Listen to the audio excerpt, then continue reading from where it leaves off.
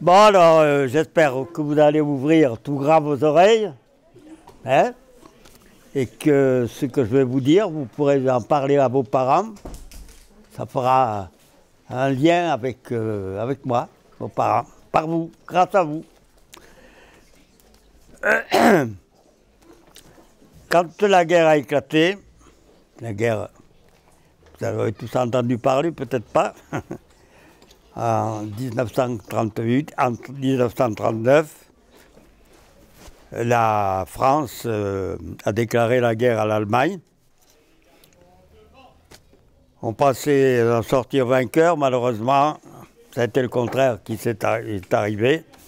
Et en 1940, les Allemands sont rentrés en France et ont occupé la France. Le drapeau français n'avait plus le droit de sortir. Les mots liberté, égalité, fraternité, on n'avait plus le droit de les prononcer. C'était travail, famille, patrie.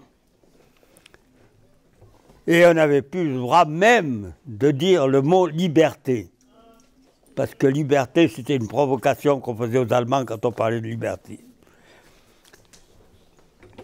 Alors moi, j'avais 17 ans, la déclaration de guerre.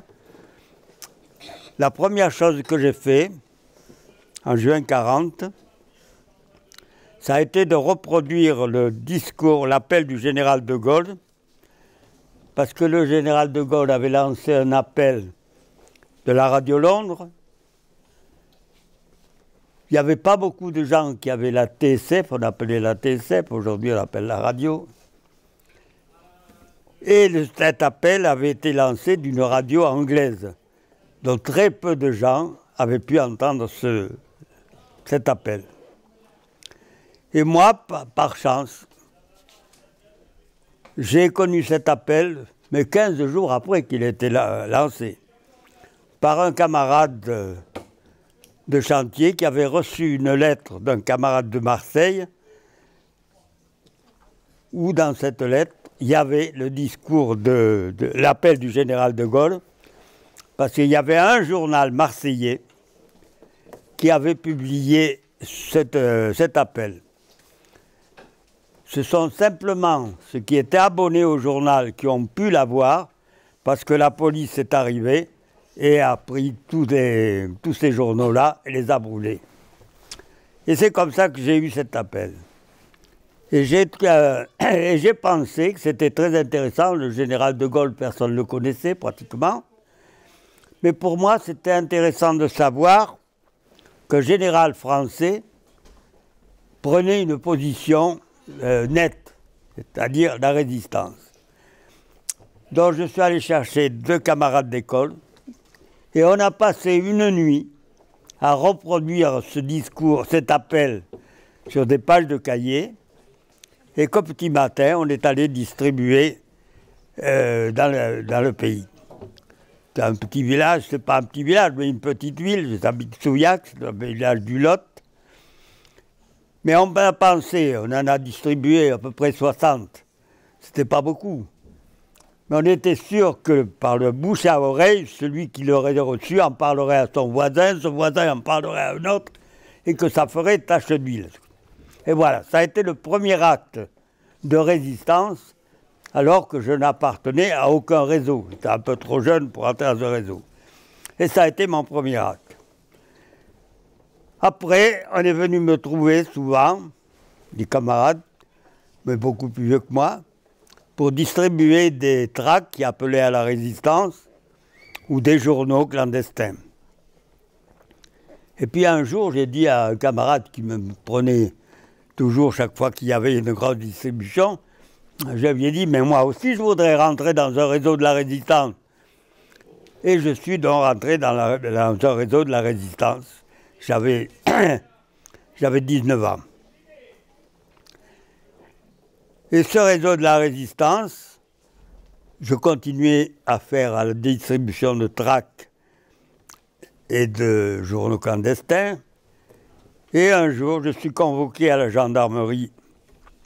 Et les gendarmes me disent, voilà, on a reçu une lettre où on nous dit que vous distribuez des tracts et des journaux clandestins. C'est formellement interdit. Est-ce que c'est vrai? Mais j'ai dit, mais non, je ne peux pas. Moi, je travaille sur un chantier. Vous figurez que la nuit, je vais aller distribuer des tracts et des journaux. Et puis il y a un gendarme qui a dit, alors, laissez-le partir, ce petit-là. Les tracts qui sont même, une lettre qui n'est même pas signée. Allez, laissez-le partir. Et puis voilà, ça s'est passé comme ça. J'ai été approché une deuxième fois de la même façon, toujours par une lettre anonyme. Et encore une fois, les gendarmes m'ont dit, bon ben, fous le camp, ça va. Et puis un jour, c'est au contraire, c'est un gendarme qui est venu trouver une de mes tantes qui tenait un petit café et qui lui dit, vous savez où est votre neveu? Ben, il dit, bien sûr que je sais, il travaille, bien sûr, il est dans un chantier, je travaille à la gare de Souillac. Il m'a dit, et il lui dit, ben, écoutez, si vous pouvez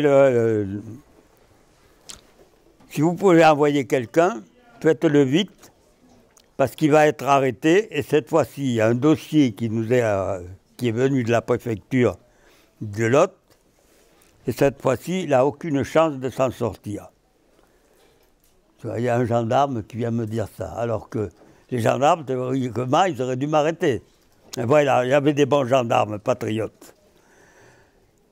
Donc je suis parti, à me cacher déjà en premier lieu, et ensuite j'ai rejoint un groupe de résistants qui s'appelait le groupe Guy Moquet. Guy Moquet, ça vous dit peut-être rien, mais c'est un jeune garçon de 17 ans qui avait été arrêté parce qu'il distribuait des tracts et qui avait été condamné à la prison. Quelque temps après, un tribunal prononce que la sentence est annulée et il aurait dû être libéré. Mais il y a un monsieur, c'était un jeune communiste, et il y a un monsieur qui s'appelait Pucheux, qui a dit non, non, non, il ne faut pas le libérer. Et c'est comme ça qu'il s'est trouvé dans les 50 otages, parce qu'un monsieur avait dit, parce qu'il est communiste, il faut le suicider. Voilà comment c'est passé. Dans ce maquis, on vit, vous savez, dans le maquis, il ne faut pas croire que c'était la vie de château, c'était bien le contraire. D'abord, on couchait par terre, quand il pleuvait, on recevait la pluie sur nous. On mangeait que quand on pouvait manger, quand les paysans du coin nous amenaient quelque chose à manger, et il y avait des journées, ben, ils ne nous apportaient rien, on ne pouvait pas manger. Donc vous voyez que la vie des résistants, ce n'était pas toujours drôle. Mais voilà, on avait la foi, on pensait aussi que la guerre ne serait pas aussi longue qu'elle a duré. Et puis on s'adaptait comme il fallait le faire. Et voilà, je suis dans ce réseau qui s'appelait Guy Moquet pendant quelques mois. Et un matin, alors que je suis de garde, c'est-à-dire que toutes les nuits, on mettait quelqu'un de garde pour prévenir s'il y avait ou la police ou les Allemands qui arrivaient. Et un matin, je vois des Allemands qui passent sur la route. Et puis il y en a d'autres qui passent derrière, des motards, et qui viennent planter un poteau dans une pâture qui est juste à 200 mètres de nous, là où il est le groupe. Je vais voir le chef de camp, qui s'appelait Alex, on avait tous des noms d'emprunt, c'était pas, moi je ne m'appelais pas Laforie, je m'appelais Blasi parce que j'avais pris l'autre nom. Et je vais voir mon chef de camp, et je lui dis, Alex, viens voir, mais je crois qu'il y a danger à la demeure. Il est venu, il a dit effectivement, parce que pour n'importe quoi, ils vont rentrer dans le bois et ils vont nous prendre. Donc, on démonte notre marabout. Comme abri, on avait simplement un parachute qu'on avait tendu et c'était la seule chose qui nous mettait à l'abri. Il fallait se serrer des fois parce que la pluie, ça dépendait de comment elle tombait. Des fois, on était arrosé malgré ça. En plus, l'humidité remontait par la terre. On avait beau mettre des petits matelas avec de la bruyère ou de l'herbe ou quelque chose pour nous isoler, on était quand même trempés. Quand on était trempés, on restait comme ça, parce qu'on n'avait absolument rien pour se changer. Quand on rentrait dans la résistance, il fallait partir en courant avec ceux qu'on avait sur le...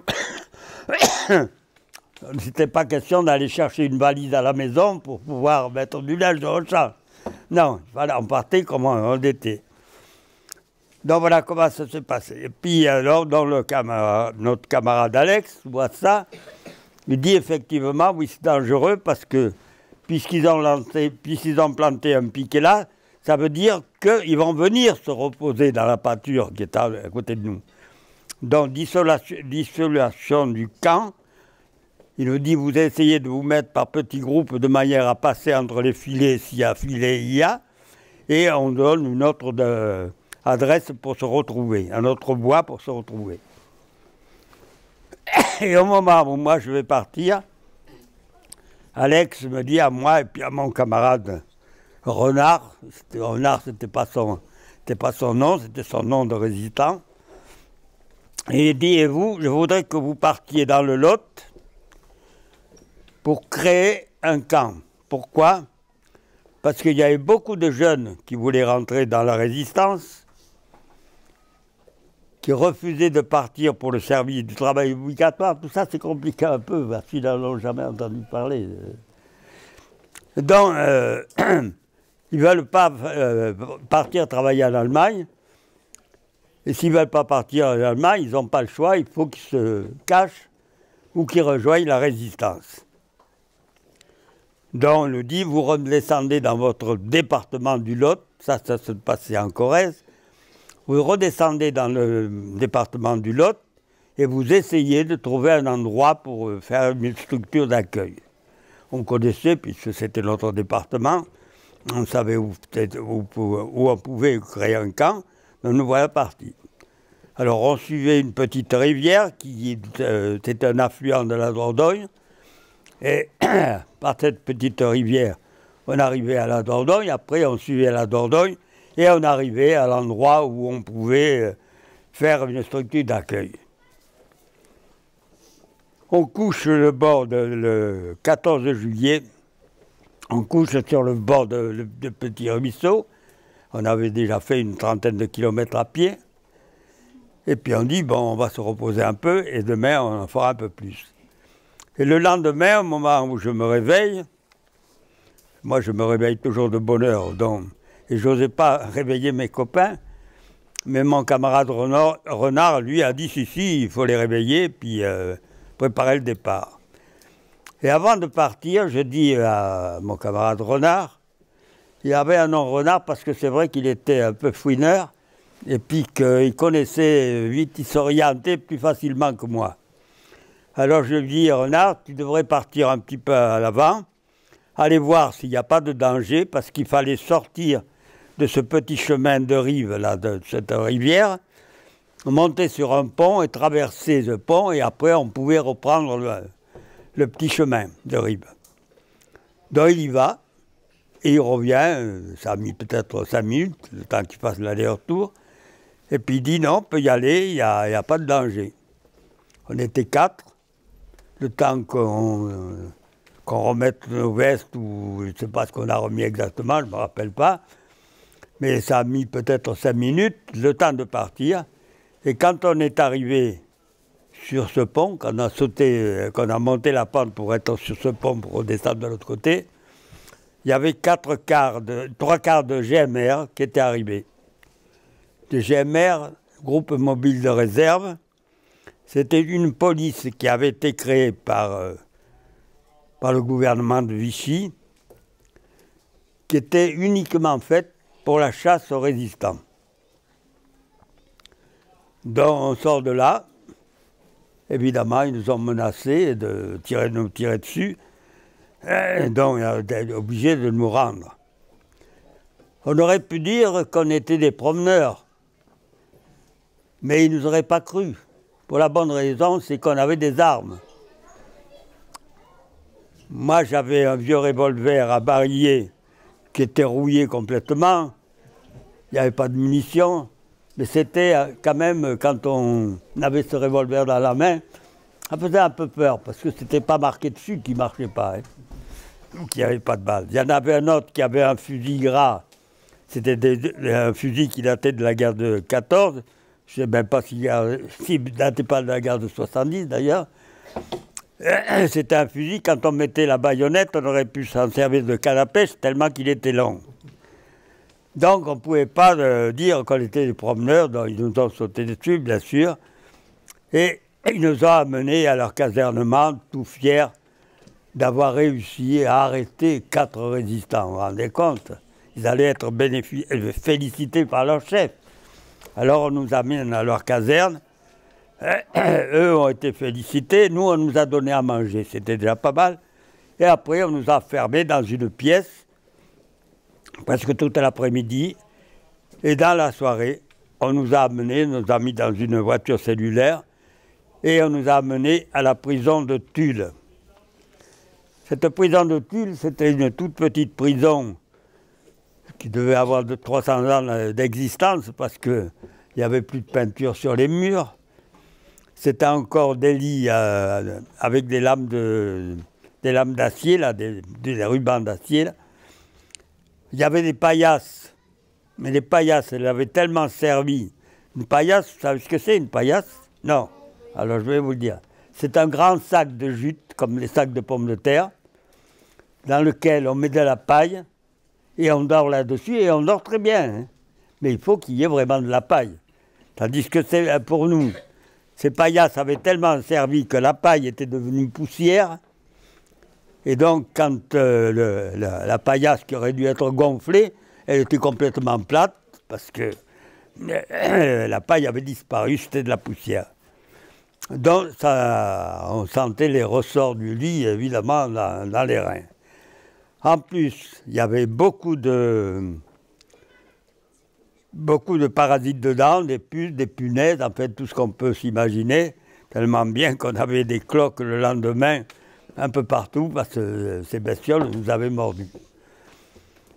Et on nous met dans une cellule avec des droits communs.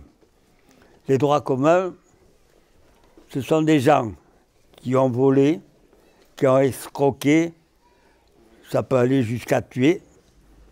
Voilà ce que c'est qu'on a, droit commun. Et nous, on n'avait rien fait de tout ça. Donc on refusait, on nous a mis dans une cellule avec des droits communs, ce qu'on refusait évidemment d'accepter. On a été obligé de passer la première nuit. Moi, le lendemain, j'ai appris que le gars, la cellule que je partageais, mon colocataire, c'était un gars qui avait assassiné sa femme. Heureusement que je l'ai su que le lendemain, parce que je n'aurais pas dormi la nuit. D'abord, je ne sais pas si j'ai dormi. Et voilà. Et donc, le lendemain matin, on dort comme ça quand même, puisqu'on ne le savait pas. Et le lendemain matin, on a pris le gamelle, quand ils ont amené notre gamelle de café qu'ils appelaient, mais il n'y avait pas de café dedans. On a pris le gamelle et on s'est mis à taper avec les gamelles sur les portes pour demander d'être reçu par le directeur de la prison. Le directeur, la première réponse qu'il a fait, non, ça a été non. Alors on a continué à taper avec nos gamelles sur le macette, tellement que ça faisait de bruit, qu'à un moment donné, il en a eu marre et il a accepté de nous recevoir. Et quand il nous a reçus, on lui a dit, monsieur le directeur, on proteste parce que vous nous avez mis avec des droits communs alors qu'on n'a rien à faire avec eux. On est des résistants, vous pouvez nous appeler terroristes comme vous voulez, mais on est des résistants, on n'est pas... Donc, on a réussi à gagner ça, ce qui nous a mis dans un quartier à part, où on était entre nous. Et un jour, il nous amène un monsieur, alors évidemment, on était 2 au départ, on était 4 au départ, puis on a été 6, puis ça a été 8, parce qu'il y avait d'autres résistants qui étaient arrêtés et qui venaient nous rejoindre. Et un jour, on nous amène un monsieur, très élégant. On nous dit, voilà, ce monsieur, c'est un monsieur qui est de l'enseignement. Il est arrêté pour une petite escroquerie d'or. On ne peut pas le mettre avec les droits communs, parce que vous voyez, c'est un monsieur très bien. Est-ce que vous acceptez de le prendre avec vous? Bêtement, on a dit oui, ben pourquoi pas. C'est vrai qu'il paraissait très honnête, très machin. Et on apprendra qui il est quelques jours plus tard, parce qu'on a un camarade qui a été parachuté, qui faisait partie de la France libre, c'est-à-dire en Angleterre, qui a été parachuté pour nous apprendre dans le maquis la lutte sans armes, comment on pouvait se dépatouiller si on était arrêté par les gendarmes, par des gestes tout simples qui pouvaient permettre d'échapper à la prise. Et ce monsieur, il s'appelait Guéram, un jour, sans nous prévenir, prend un morceau de savon qu'il met dans la bouche pour faire mousser et se laisse tomber par terre. Et même nous, on a cru qu'il avait vraiment une crise d'épilepsie. Alors on a crié pour qu'un gardien vienne. Un gardien rentre, il voit ça, le gars était par terre en train de baver tout son savon là qu'il avait avalé. Moi, j'aurais pas pu le faire, je le dis. Et donc, tout de suite, ambulance, et puis il faut l'amener à l'hôpital. Mais il n'est jamais arrivé à l'hôpital, parce que le beau monsieur gentil et tout, qui était venu avec nous, est allé dire à la direction, attention, c'est un simulateur, c'est pas vrai, il n'était pas malade, et il a tout raconté. Donc, on a envoyé des gendarmes, je ne sais pas comment ça s'est passé, mais l'ambulance n'est pas arrivée à l'hôpital, mais est revenue à la prison. Donc, c'est comme ça qu'on a su. Et ce monsieur a disparu, on l'a plus vu dans la cellule. C'est pour ça qu'on sait, maintenant, on a compris que c'était un mouton. Et voilà comment ça s'est passé. Expliquez le mouton. Expliquez le mouton. Un mouton, oui, quand je vous dis un mouton, c'est pas un mouton qui bêle, mais c'est les gens qui rapportent. Allez, ils étaient là pour nous espionner et pour dire à la direction de quoi on parlait. Voilà, c'est pour ça qu'on appelle ça le mouton. Donc, ce monsieur disparaît, évidemment, on ne le voit plus. Et puis d'autres camarades arrivent, malheureusement, puis on s'est retrouvés tout d'un coup 17 dans la cellule, enfin, dans le chauffoir qu'on appelait. Il y a les cellules, il y a le chauffoir, c'est l'endroit où on passe les journées quand il pleut. Et voilà. Et puis, avec nos 4 premiers camarades, un jour on dit, mais quand même, on n'a que 2 gardiens pour nous garder, 2 gardiens très sympas. Il y avait même un gardien qui m'a demandé à moi à quel endroit vous étiez. Quand j'ai dit à votre endroit, il me dit, mais mon fils est dans un réseau pareil, à peu près dans cette... Vous voyez, c'était... Donc, ils étaient assez gentils, mais bon, quand on veut essayer de gagner la liberté, la gentillesse, il faut l'oublier un peu. Donc, on a maîtrisé, nous, deux gardiens qui se sont laissés faire avec beaucoup de souplesse. Mais le problème qu'on ne savait pas, c'est qu'à partir du moment où il y avait des résistants dans les prisons, à l'extérieur de la prison, on mettait des gardes mobiles ou des GMR. C'est-à-dire que quand on a voulu passer la porte, eh bien, il y avait des gens avec des mousquetons qui nous attendaient. Donc, retour à l'expéditeur, bien sûr, rentrer dans nos cellules. On est passé devant une commission de discipline et on a été condamnés tous à 15 jours de mitard. Le mitard, c'est une prison un peu particulière qui fait 2 mètres de long, 1 mètre de large. Pour dormir, vous avez une planche que la journée, il faut relever contre le mur de manière à pouvoir circuler, parce qu'elle bouche complètement le passage. Voilà ce que c'est que le mitard. Mais il n'y avait qu'une cellule comme ça, et on était 4. Ils ne pouvaient pas nous mettre tous les 4, on ne serait pas rentrés. Donc tout ça, ça a été annulé. On est resté dans le cellule ordinaire. Mais ce jour-là, on a perdu beaucoup de choses. Parce que j'avais écrit à une tante que la nourriture qu'on avait était non seulement insuffisante, mais aussi écœurante. Parce que les gamelles, c'était de vieilles gamelles en fer qui étaient rouillées. Il avait ça avec des détergents. Quand il remettait de liquide chaud qu'ils appelaient la soupe, eh bien, tout le détergent ressortait de cette rouille et on avait l'impression de boire de l'eau de lessive. Moi, j'ai jamais pu l'avaler. Heureusement, on avait un gros morceau de pain, et je mangeais que le pain. C'était ma nourriture. Et donc j'avais écrit ça à ma tante, et ma tante qui connaissait quelqu'un, le Tulle, qui travaillait à la manufacture des armes de cycle, écrit en disant « Est-ce que vous pouvez faire quelque chose pour eux ?» Et oui, ils avaient fait quelque chose pour eux, parce qu'ils étaient venus avec des plateaux repas, avec des choses que même les gens dehors ne pouvaient pas s'acheter, parce que c'était ou trop cher ou ils n'en trouvaient pas. Mais comme ils étaient prisonniers, ils avaient fait le maximum pour essayer de faire comprendre qu'ils étaient solidaires de nous. Eh bien, tout ça, ça nous est passé devant le nez, évidemment, parce qu'on a été privés de ça. Ma mère et une tante qui étaient venues me voir n'ont pas eu le droit de me voir. On a été interdit de visite, de correspondance. On n'avait pas le droit d'écrire, de recevoir des lettres. Et puis, bien sûr, ces plateaux qui nous sont passés devant le nez. Et voilà comment c'est passé. On est resté encore jusqu'à la prison de Tulle. Ça s'est passé le 15 juillet. Au mois de septembre, on vient de nous dire, bon, demain, un tel, était 4. On nous dit, demain, vous partez dans une autre prison. On demande dans quelle, on ne veut pas nous le dire. Et on arrive à la prison de Limoges. Pourquoi la prison de Limoges? Parce qu'à Limoges, il y avait un tribunal.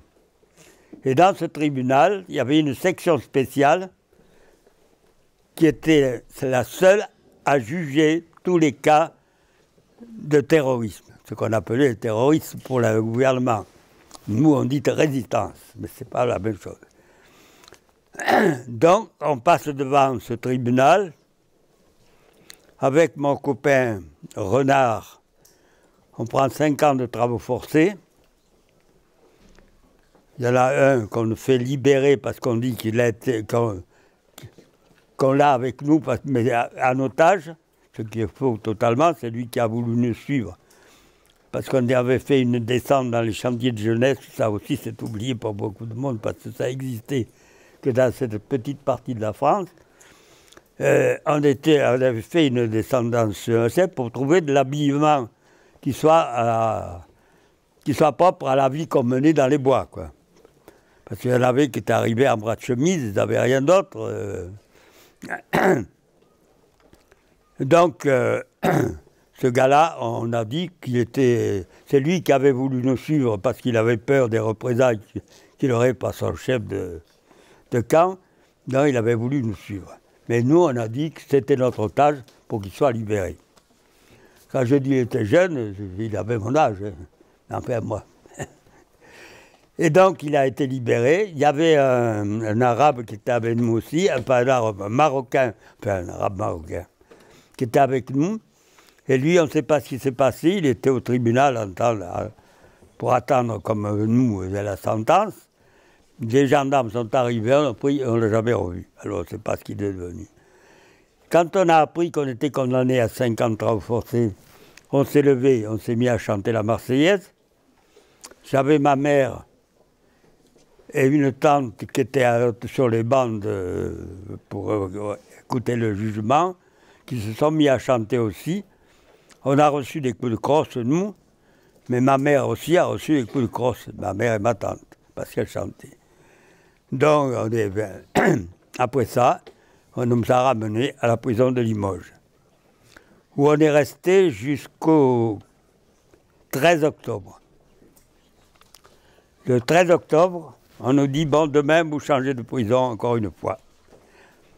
À Limoges, on voit arriver de nouveaux résistants, dont 3 jeunes universitaires. Et il y en avait un dont le père était avocat et avait reçu la médaille, la Francisque, c'est-à-dire qu'il avait prêté serment à Pétain, et le fils était dans la résistance. Et ces gens-là, comme c'était des gens certainement aisés, les mamans leur amenaient des colis tous les jours, et ils partageaient avec nous ce qui a été quelque chose de bien. Ça a été le premier geste de solidarité qu'on a connu. Et puis oui, le 13 octobre, on apprend qu'on peut changer de prison. On demande où on allait, personne n'a voulu nous le dire, les gardiens, ils le savaient certainement. Et voilà, on va dans un camion cellulaire, et on voit les villes qui défilent. Cahors, Brive d'abord, Cahors, Gourdon, et puis on arrive à Villeneuve-sur-Lot. On ne connaissait pas évidemment. Et puis de Villeneuve-sur-Lot, Aix. Les camions tournent, vont dans la prison, et on arrive dans la cour de la prison. Et derrière nous, il y a d'autres camions qui arrivent, d'autres camions cellulaires. Il y a des gars qui arrivent à pied de la gare. Il y en a qui arrivent avec des boulets aux pieds. Il y avait un copain qui s'appelait Caen, Robert Caen, qui est arrivé comme ça. Parce que lui était condamné à 8 ans de réclusion. Donc il est arrivé avec les boulets encore aux pieds. Et on s'interpellait, d'où tu viens, d'où tu viens, d'où tu viens. Et il y avait le chef gardien qui s'appelait Dupin, qui disait taisez-vous, taisez-vous, taisez-vous. Chaque fois qu'il criait, tout le monde, on se mettait à chanter la Marseillaise pour lui. Et chaque fois qu'il criait, ben, on montait le ton un peu plus fort, de manière à couvrir sa voix. Et il nous fait un petit discours en nous disant, vous venez dans les prisons où tout est permis, mais ici, ce n'est pas le cas, c'est une centrale de force, s'il vous plaît. Et ici, croyez-moi, on en a maté des plus forts que vous. Alors celui qui ne se mettra pas au pied, ben, on le lui mettra.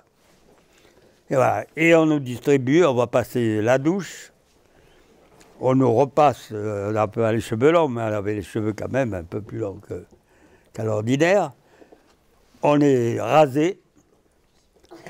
On nous rase tous les poils, il ne fallait pas qu'il y ait de poils. Et on nous distribue dans 4 préaux. Préau 1, 2, 3, 4. Alors, je me trouve dans le préau 4. Et quand on arrive dans ce préau 4, on va à l'habillement et on nous donne des costumes de bagnards et des sabots de bois. Le pire, c'était ce sabot de bois parce que dans les sabots que portaient les paysans, vous savez, il y avait un morceau de cuir qui protégeait un peu le coup du pied, quoi. C'était pas le bois. Tandis que là, c'était que du bois. Et on avait tous les pieds ensemble parce qu'à longueur de journée, on nous faisait tourner en rond. On était assis sur les pierres, des bancs de pierre. Un coup de sifflet, il fallait se lever. Un autre coup de sifflet, il fallait se mettre en rond. Et vous savez, c'est une prison qui avait 5 siècles. Et elle avait été tellement trépignée, d'abord par des enfants parce que ça a été une maison de correction, ça a été une prison de force, ça a plusieurs fois changé de nom.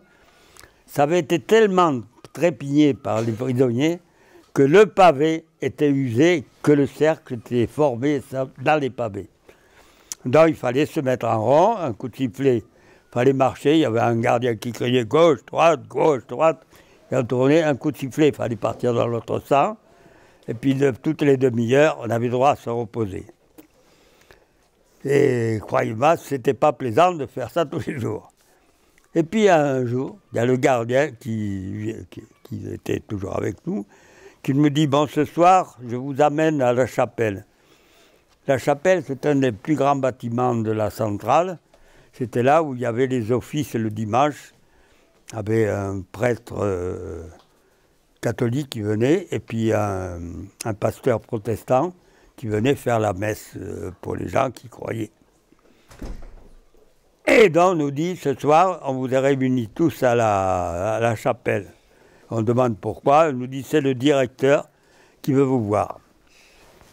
Alors on demandait qui c'était ce directeur, on arrive là, et à la place où il aurait dû y avoir le prêtre ou le pasteur, il y avait un monsieur avec une casquette avec des galons or, là. Et puis ce monsieur, il nous regarde tous comme ça. Alors il nous dit, voilà, c'est moi qui ai demandé, qui ai proposé mon établissement pour vous recevoir.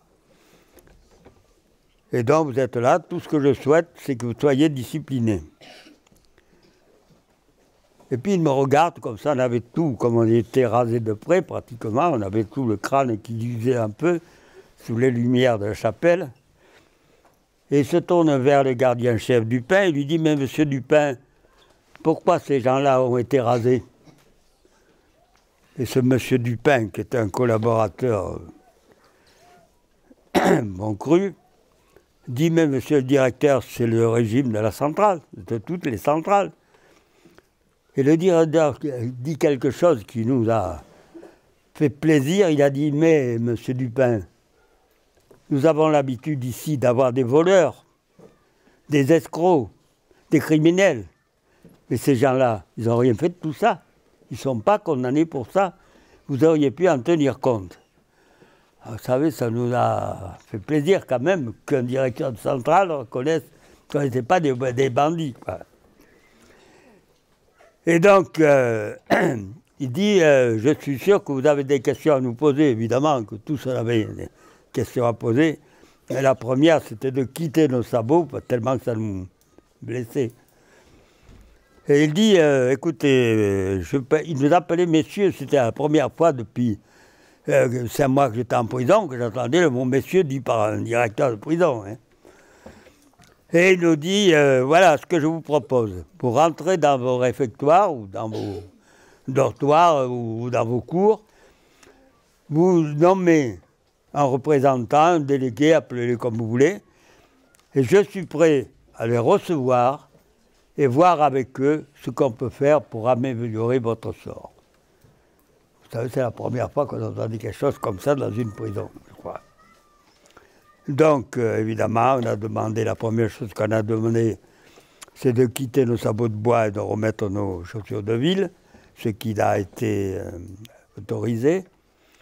Ensuite, il y avait beaucoup d'enseignements qui avaient été arrêtés, parce qu'ils étaient considérés, ils étaient syndicalistes ou ils étaient dans des mouvements politiques de gauche, dont ils étaient considérés comme mauvais citoyens à l'époque, et dangereux pour le reste de l'enseignement. Alors ces gens-là étaient arrêtés et devaient être mis dans des camps d'internés administratifs. Ils ne passaient pas devant un tribunal, ils étaient simplement mis hors de course, enfermés dans des camps. Mais évidemment, ça ne leur plaisait pas d'être enfermés dans un camp, parce qu'ils n'avaient rien fait pour mériter ça. Donc quand ils se révoltaient un peu, eh bien, ils passaient devant le tribunal et ils se retrouvaient en prison, évidemment. Donc il y en avait énormément. Et on demande au directeur, voilà, on a beaucoup d'enseignants, on voudrait profiter de ce temps où on n'a rien à faire pour essayer de s'éduquer un peu plus et de faire des groupes d'études. C'est autorisé, ce qui nous a permis de faire venir des livres, des cahiers, tout ce qu'on avait besoin pour pouvoir faire ces cours. Et la prison, dans le premier temps, a été changée en université populaire. C'était certainement la première fois que ça existait, ça.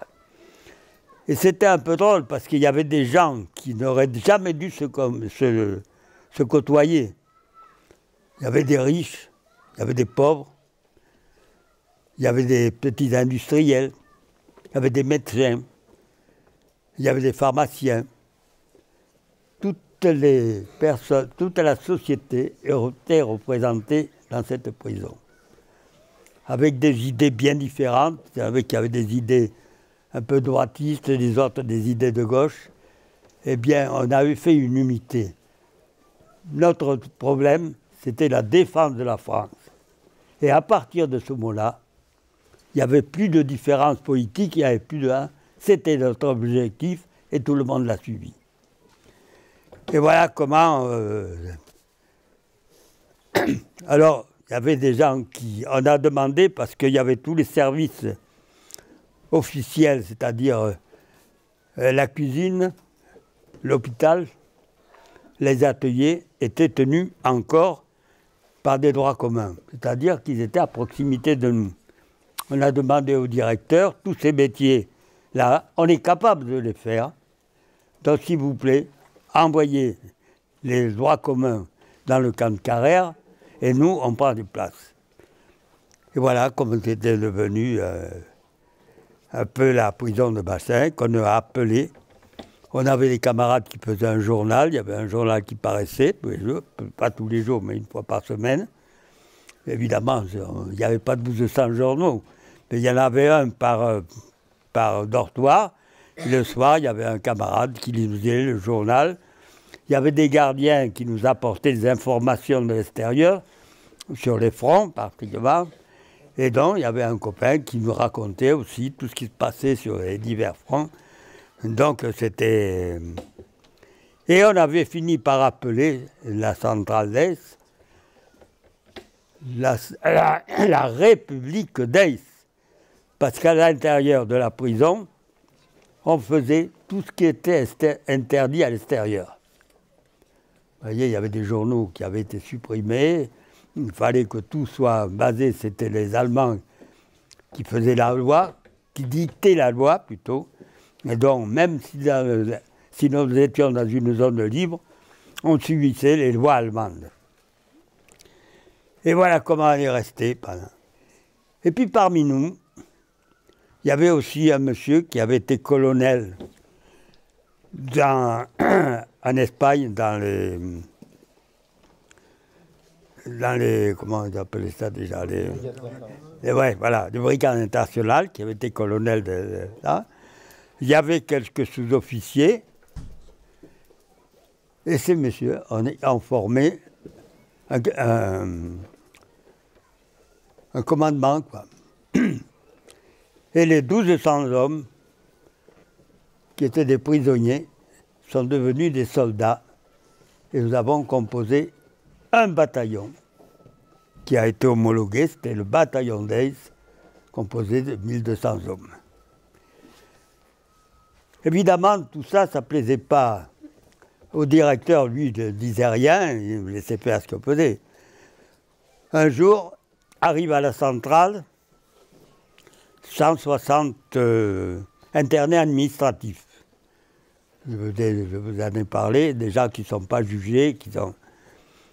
Et on nous dit, on proteste contre l'internement dans une prison de ces gars-là, et on nous dit, mais non, non, c'est provisoire, c'est parce qu'on cherche un camp.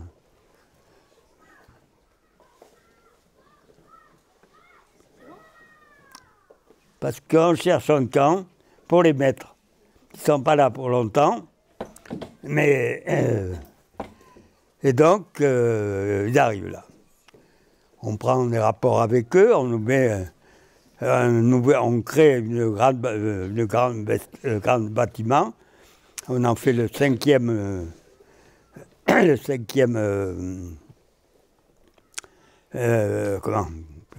préau.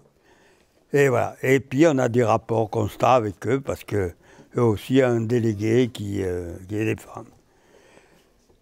Et un jour, on vient les chercher pour les amener dans un camp d'internat administratif. Ils vont à la gare de Peine, ils attendent, ce train ne vient pas. Ils arrivent le soir, il n'y a toujours pas de train. Et on leur dit, bon ben écoutez, il n'y a pas de train, vous revenez à la centrale, et puis on verra demain ce qui va se passer. Alors ils arrivent à la centrale, mais il y en a un quand même, qui va voir un cheminot, il dit, mais on veut nous embouteiller dans un camp, mais est-ce que vous pouvez nous dire dans quel camp c'est? Et on lui dit, oui, c'est le camp de Vauves. C'est-à-dire que c'était un camp qui se trouvait dans la zone allemande. Alors, protestation, évidemment, on n'est pas condamné, on ne veut pas aller dans ces régions-là. Ils rentrent à la centrale et ils disent, voilà, ils préviennent nos camarades délégués en leur disant, voilà, je sais qu'ils veulent nous envoyer dans une... Et nos camarades répondent, non, ils ne vous enverront pas parce que vous êtes sous notre sauvegarde. Donc, on met quelqu'un sur le toit de l'hôpital, qui dominait tout le couloir où pouvaient rentrer les forces de police pour qu'ils veillent au grain. Et à 4 h du matin, il avait un journal dans la main, il allume ce journal qui a fait une grande flamme, c'était le départ qu'il y avait danger. C'était ça qui devait nous... Et en une demi-heure, toutes les portes des dortoirs ont été défoncées. Et croyez-moi, les portes, c'est des portes qui sont solides. Eh bien, elles n'ont pas résisté quand même. Elles ont été défoncées. Et on est sorti, on est allé protéger nos camarades. Et pour les protéger, il fallait mettre dehors tous les GMR qui étaient rentrés dans la centrale.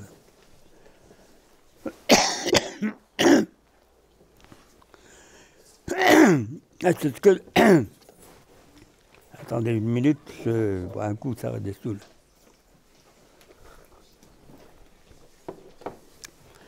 Et donc on est arrivé, alors on a avancé vers les GMR pour les repousser vers l'extérieur.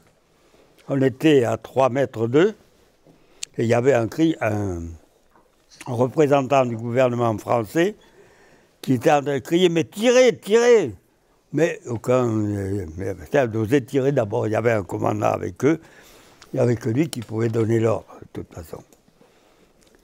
Et donc, on a été là, toujours avancer pour approcher des SS et puis les forcer à partir.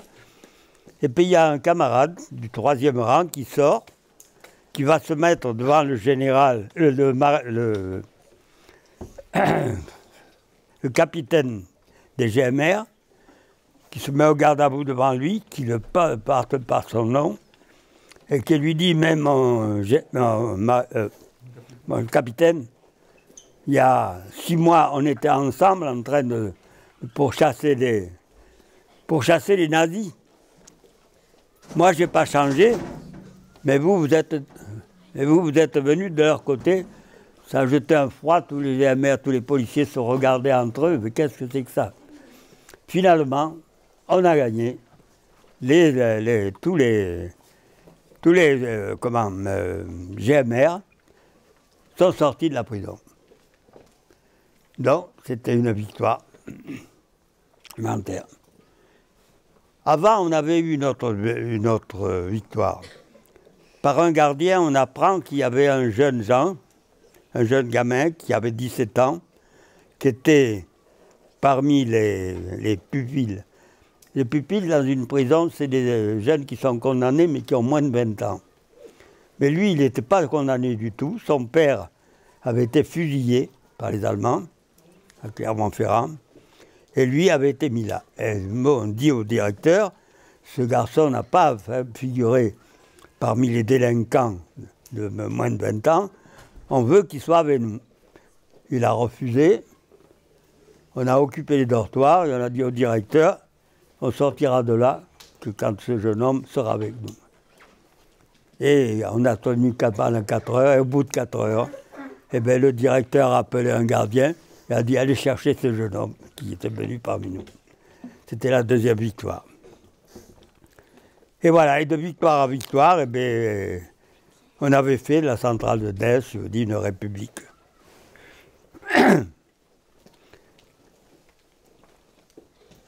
On fait le 9 janvier 1944, 45, oui, il y en a déjà en 45. On décide, les jeunes, de faire la fête de la jeunesse. C'est-à-dire une fête sportive, le matin, et l'après-midi, un après-midi culturel. Alors oui, mais pour faire ça, qu'est-ce qu'on va faire? Alors, il y avait des sportifs parmi nous, et qui disent, moi, je ferai du saut en hauteur, l'autre qui disent, moi, je ferai du saut en longueur, moi, je ferai de... Et on a décidé ça. Eh bien, on a dépavé une cour pour pouvoir faire ça, parce qu'on ne peut pas sauter sur des pavés, on risque de se blesser. On a enlevé les pavés de la cour, et comme on faisait à 1000 mètres, c'est-à-dire qu'il fallait tracer une piste en rond, on a dépavé pour faire un chemin une ronde, mais sans pavé. Et tout ça sous le regard du directeur qui laissait faire. Et voilà comment c'était devenu. On a fait notre séance sportive le matin. Alors il y avait les drapeaux. Il y avait 2 drapeaux qui étaient déjà en l'air, le drapeau américain et le drapeau anglais. Et nous, on a fait la levée des couleurs, le drapeau français qui est monté, on avait fait un mât, nos camarades de la menuiserie avaient fait un mât, et on a monté les couleurs du drapeau français qui est allé rejoindre le drapeau des Alliés.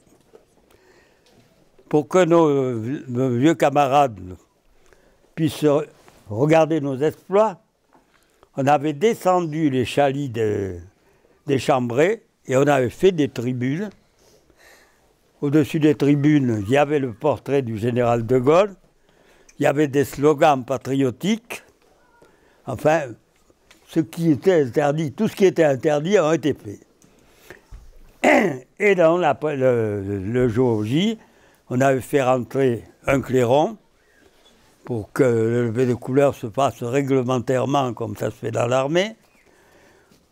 Pour l'après-midi, on avait fait rentrer des instruments de musique parce qu'il y avait une pièce de théâtre et puis après il y avait des séances musicales. Et donc cette journée a été vraiment merveilleuse. Il y avait une coupe qui avait été faite, une coupe en bois, qui avait été faite avec les morceaux des portes que nous avions défoncées. C'était symbolique d'avoir une coupe comme ça. Et je peux dire que j'ai été très heureux parce que c'est notre préau qui l'a gagné. C'est pas passe par moi, hein, parce que j'étais pas tellement sportif. Enfin, j'avais fait quelques compétitions quand même. Et voilà comment ça s'est passé. Et puis nos camarades qui, eux, avaient un autre sujet, leur sujet c'était l'évasion des 1200 détenus qu'il y avait dans cette prison. Alors, on fait évader un gars de chez nous, sous le nom de Kléber, mais c'est un nom de maquis, bien sûr. On fait évader ce monsieur pour qu'il prenne contact avec la résistance extérieure, car nous, on voulait maîtriser la partie intérieure de la prison, mais il fallait qu'on ait de l'aide pour maîtriser la police qui était à l'extérieur de la prison. Parce que je vous l'ai dit au début, chaque fois qu'il y avait des résistants qui rentraient dans une prison, on mettait de la police pour croire qu'on n'avait pas suffisamment confiance aux gardiens. Et donc il y avait près de 500 policiers qui étaient à l'extérieur, qui étaient composés de GMR, de gardes mobiles, enfin à peu près de toutes les polices. Et malheureusement, tout était bien parti. Un chef de la police, de la résistance extérieure, était même venu pour étudier le terrain, pour voir où il allait placer ses hommes et tout. On était tous confiants. Et puis il y a un monsieur qui a dit non, non, on ne peut pas faire ça, parce qu'à l'intérieur de cette prison, 85% des gens sont des communistes, ce qui était un peu faux quand même, mais tout ce qui n'était pas gaulliste était baptisé de communiste. Et il dit on ne peut pas faire ça. Donc l'affaire s'est arrêtée. Alors que tout était prêt pour nous, à l'intérieur, pour faire quelque chose. Et le 19 février, on décide quand même de tenter l'évasion. Il y avait une cinquantaine de garçons qui étaient les corps francs de notre bataillon, qui avaient chacun un objectif. Toi, tu t'occupes de tel gardien, toi, tu t'occupes du chef, du directeur, tout. Et donc, ce directeur Chivot était tellement fier d'avoir établi, ça j'ai oublié de le dire, mais ce dernier directeur de prison était un des chefs de la milice. Vous savez, la milice, c'était une police répressive que la Gestapo avait demandé. Donc, Darnan, qui était chef de la milice, a envoyé un de ses amis, qui s'appelait Chivot, pour le garder, pour s'occuper de la prison. Il n'avait rien à voir avec le système carcéral, mais on avait jugé bon pour maîtriser un peu tout ce qui se passait dans la centrale.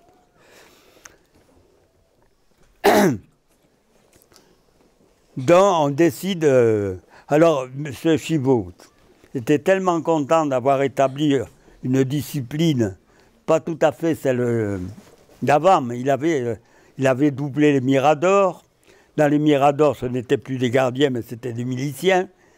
Et il était tellement fier de lui qu'il fait venir une commission du gouvernement de Vichy pour lui faire voir que lui avait réussi ce que d'autres n'avaient pas fait. Et c'est ce jour-là que nos camarades ont décidé de passer à l'action. Alors Chivot avait offert un petit repas à ses invités du gouvernement de Vichy, et puis après il veut les faire visiter la centrale. Alors il arrive, il sort de chez lui, la première cour c'est la cour numéro 1, première préau 1, et il dit venez, je vais vous faire voir maintenant ce que j'ai fait. Il arrive là, la première chose qu'il voit, c'est contre le mur, une grande fresque qui représentait la France, éclairée par un soleil ardent, et au milieu, un coq gaulois. Et ça l'a mis en colère, et il dit, qui c'est qui a dessiné ça? Évidemment, tous les gamins, tous les hommes du préau ont dit, nous, de manière qu'il n'y ait pas un désigné, quoi. Effacez-moi ça. Évidemment, personne n'a voulu aller effacer ça. À un moment donné, il sort son revolver, sous la menace de revolver. Il dit, vous allez m'effacer ça, ça je m'en sers, le revolver. Il y en a un qui est passé derrière lui, il a filé un grand coup sur le poignet, le revolver est tombé, et c'est lui qui avait le revolver devant le nez. Voilà comment ça s'est passé. Et c'était le départ donc, de les mettre. En demi-heure, on s'est rendu maître de la centrale. On avait même le standard électrique, le standard téléphonique, mais malheureusement, dehors, on savait qu'il y avait des gens qui nous attendaient. Alors, il fallait arrêter un homme qui s'appelait Guy Vic. Vous connaissez bien, c'est lui qui m'avait arrêté. Il fallait arrêter ce monsieur avant qu'il donne des ordres aux forces extérieures. On avait eu l'assurance de certains GMR qui avaient dit « nous, on n'interviendra pas ». Mais ce n'était pas la totalité, puis finalement, après, ils sont obligés de faire comme tout le monde. Quoi. Donc, c'est un peu des paroles en l'air. Et donc, il fallait arrêter ce monsieur Guy Vic avant qu'il donne les ordres. Il y a un commando qui est formé pour l'arrêter, qui est conduit par un jeune de 24 ans, Morel. Et on lui dit, si ce monsieur se rend, c'est un collaborateur, s'il se rend sans rien dire, c'est bien, vous le ramenez, on le met en cellule avec le directeur, avec tous les autres. Et s'il se rebiffe, ben vous tirez dedans.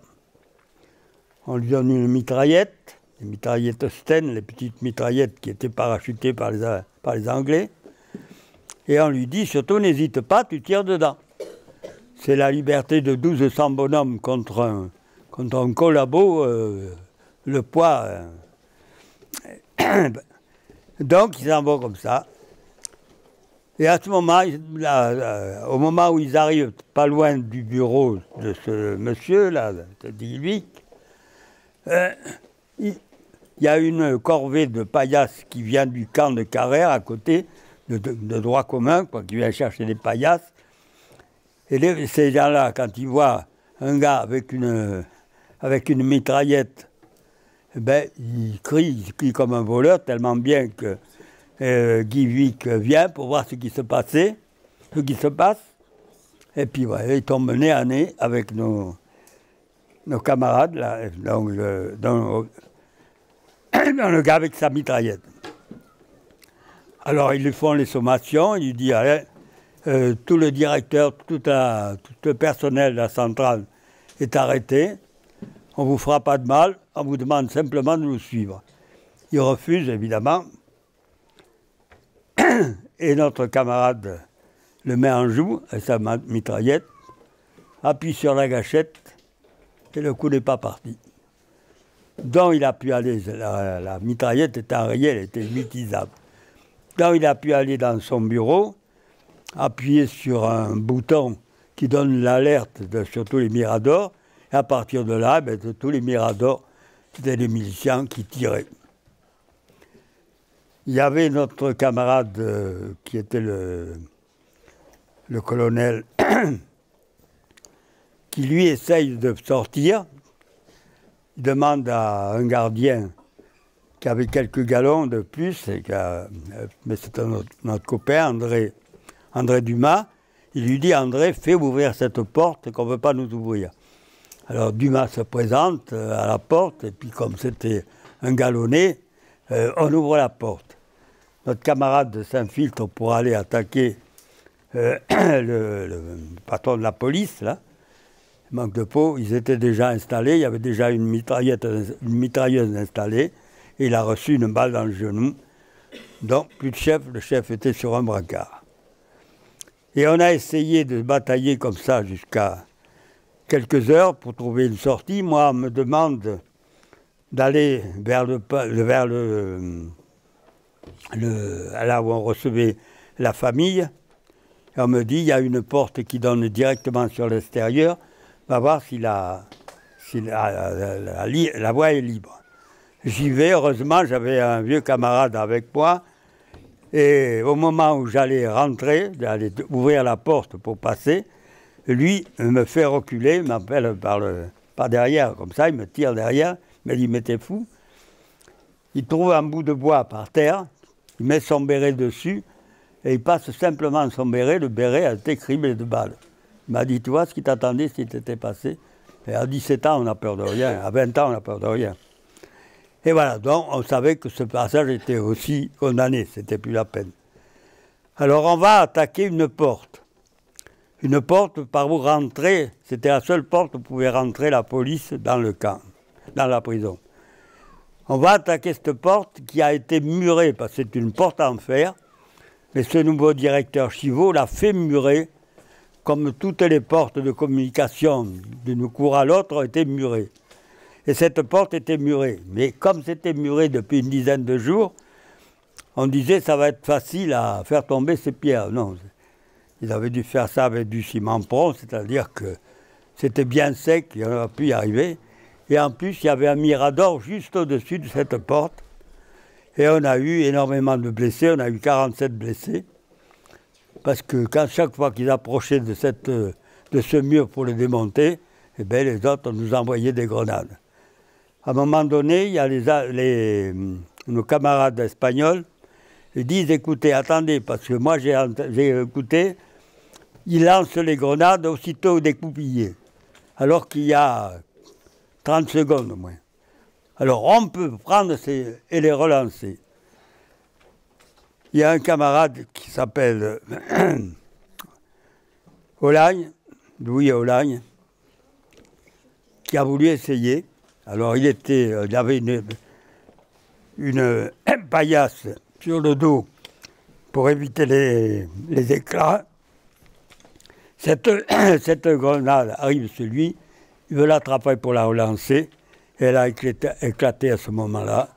Donc il a eu un bras en charpie, une jambe qui était éventrée, c'est-à-dire qu'il est mort à peu près une demi-heure plus tard, il sera mort. Ils essayent de... Il y a les docteurs qui viennent nous voir, qui disent qu'il faut l'amener à l'infirmerie, on va tenter une opération. Mais c'était foutu. Et ce monsieur, il meurt.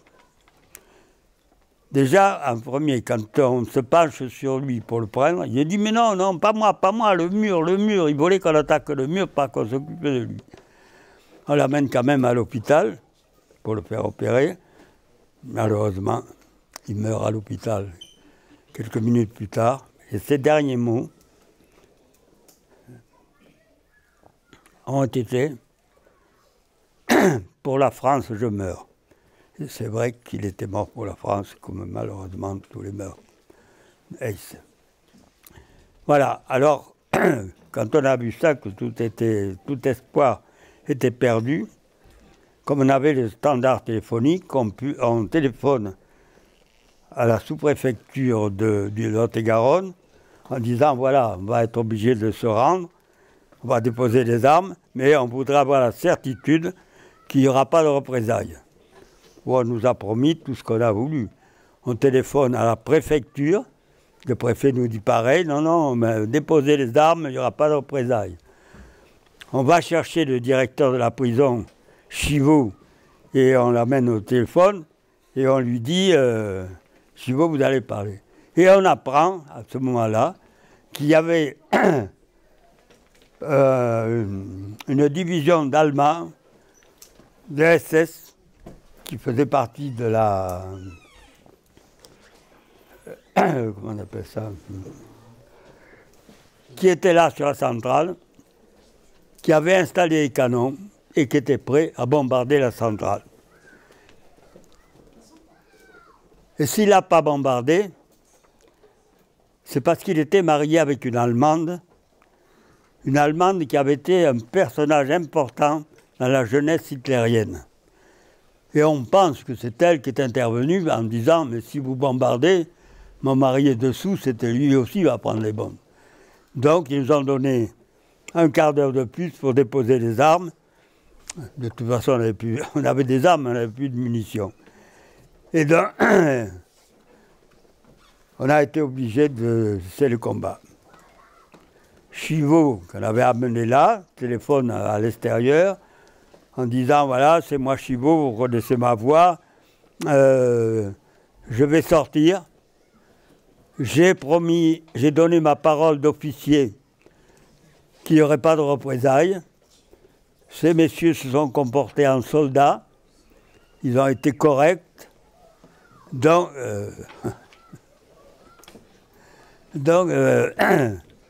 je vais sortir.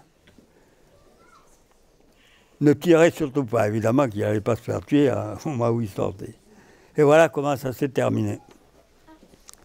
Évidemment, aussitôt que lui a été sorti, ce sont les policiers qui sont rentrés dans la centrale. Et puis il fallait vite rentrer dans le dortoir. Et puis c'était fini, quoi. Alors malgré la promesse qu'il n'y aurait pas de représailles, le lendemain est arrivé Darnan, chef de la milice, et secrétaire du gouvernement de Vichy pour le maintien de l'ordre, et qui, lui, est arrivé avec des policiers qui venaient de Toulouse, des policiers qui venaient de Limoges, avec un ordre, il faut me trouver 50 têtes. Trouvez-moi. Mais personne n'a voulu parler. Donc, ils n'ont pas trouvé les 50 têtes, tellement bien qu'à un moment donné, il y en avait un peu, une quinzaine, mais c'était des gens qui avaient été dénoncés par le gardien-chef qui les accompagnait chez le directeur. Il n'y a que lui qui les connaissait, c'est lui qui a donné. Et puis quelques-uns qui ont été enlevés après du nombre parce qu'ils n'avaient rien fait, enfin, ils ne pouvaient pas prouver. Et donc, il a constitué une cour martiale. Et le 22, la cour martiale s'est réunie. Et il y a 18 camarades qui ont été condamnés à mort. Il y a le préfet de Lot-et-Garonne qui nous avait promis qu'il n'y aurait pas est intervenu. Et il a réussi à arracher 6 personnes du nombre. Mais il y a 12 camarades quand même qui seront fusillés le 23 février 1944. Voilà, ça c'est toute l'histoire d'Aïs. Je crois qu'on me bouscule là, c'est quoi ça ?